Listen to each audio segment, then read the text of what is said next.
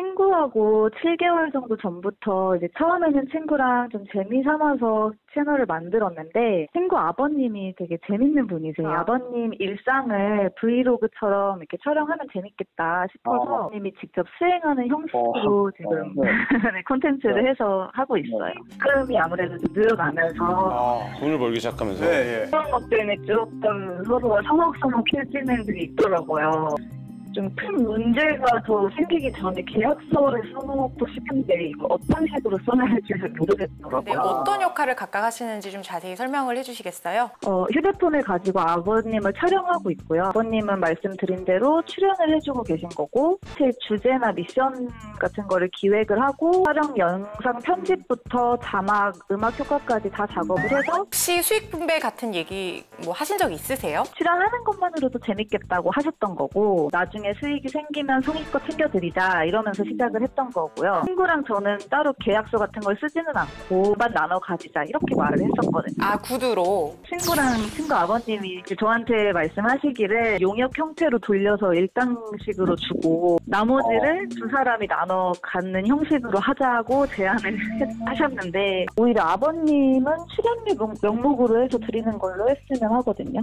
구두로 수익금 분배하자 이렇게 얘기를 했을 때 뭐 나눴던 카톡이라든가 아니면은 문자 메시지 같은 그런 입증할 만한 증거들이 있을까요? 땡땡땡은 절친 땡땡에게 유튜브 수익 절반을 나눠주고 평생 친구로 섬길 것을 맹세합니다. 이렇게 써있네요. 네. 수익에 대한 얘기가 그래도 있었기 때문에 어떤 증거 자료로는 충분히 활용을 할 수 있을 것 같아요. 엄연한 계약으로 법적인 효력을 가집니다. 그 약정이 있었다는 걸 입증할 수 있는 증거가 있다면 각서, 약정서 그 증거로 활용하실 수 있는 충분한 여지들이 있어 보이고 문자 메시지나 아니면 이메일 같은 걸 통해서도 둘 사이의 어떤 당사자 의사의 합치 이런 걸 하겠다라는 거에 대한 의사의 합치가 있었다는 증거만 있으면 좀 유리하시지 않을까 이런 생각이 듭니다. 이런 유튜브 동업 같은 경우에는 계약서를 어떻게 쓰면 돼요? 채널 소유권과 계정 소유권 이런 부분에 대한 어떤 권리 의무 관계, 콘텐츠 소유권, 그 채널을 꾸려가는 데 있어서 업무상, 그러니까 채널 영상 제작하고 기획하고 이런 역할 분담, 제일 중요한 수익을 어떻게 분배할 건지. 50년 전쯤에 할머니께서 밭을 사셨는데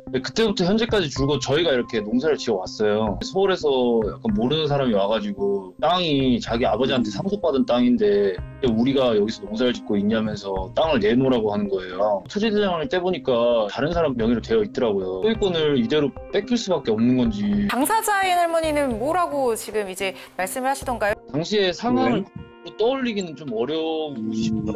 이 사람도 이 땅의 존재 같은 거를 그동안 몰랐던 게 분명하다고 저는 생각하거든요. 만약에 그 사람 아버지 땅이 맞다면 수십 년 동안에 우리가 농사를 짓도록 이렇게 내버려 둘 수가 없잖아요. 지금 50년 가까이 실소유를 하고 여기서 농사를 지어왔는데 점유로 땅을 취득하는 방법이 있습니다. 점유, 시효취득이라는 제도인데요. 20년 동안 계속해서 소유의 이사로 평온하고 공연하게 땅을 점유해온 사람은 등기를 하게 되면서 온전한 소유권을 취득한다는 그런 규정이 있어요. 어떤 실질적인 진정한 권리자는 아닐지라도 오랜 기간 동안 점유를 계속하면서 실질적인 권리를 행사해온 어떤 외관을 가진 사람에게 온전한 소유권 을 인정을 해주고자 하는 그런 20년 동안 그런 제도인데요. 반대로 생각을 해보시면요, 자기 땅이라고 생각을 하면서 농사도 짓고 건물도 짓고 거기에 땅을 다 수익하고 향유를 하는데 주인이 무려 20년의 기간 이상을 가만히 있었다는 거예요. 우리 민법은 권리 위에 잠자는 자를 보호하지 않습니다. 20년이 지났다고 해서 그대로 그냥 이제 내 땅이겠지 하는 게 아니고요. 등기를 하셔야지 소유권을 취득하실 수 있습니다. 일단 우선 등기를 빨리 하셔야 될 것 같아요. 님이 좋은 질문 주셨는데 노는 땅이어서 농사짓게 해주라고 놔뒀는데 후에 자기 땅이라고 자기가 오래 농사 졌으니까 내 땅이다 이렇게 소유권 주장하면 어떻게 되냐. 자주 점유라는 게 되게 중요하거든요. 자주 점유라는 게 뭐냐면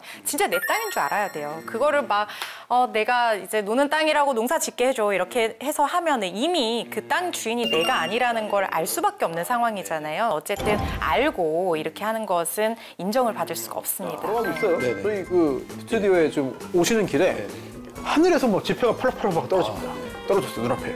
이거 어떻게 합니까? 나가서 누가 뿌렸는지 알아봐야죠. 직업 늘기. 그걸 알아본다고 하셨잖아요. 일단은 허공에 뿌려진 돈이라고 해도 함부로 주워가면 점유이탈물 횡령죄가 성립할 여지가 있습니다. 유실물, 잃어버린 물건이나 다른 사람의 점유에서 이제 이탈한 어떤 물건들을 가져갔을 때 이 횡령했다고 보는데 이 사람이 소유의 의사를 포기했느냐 안 했느냐예요.